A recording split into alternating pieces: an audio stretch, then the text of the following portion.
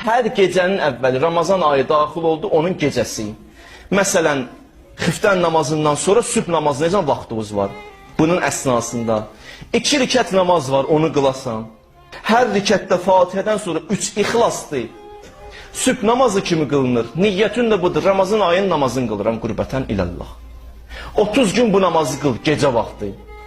Allah özü deyir, hər qıldığı rükətə görə Allah 100 min mələk yaradır. Bu 100 min mələyin işi budur. Bunun günahlarını pozur. Bu bir işidir. İkinci işi budur. Bunun əməl dəftərinə savablar yazır.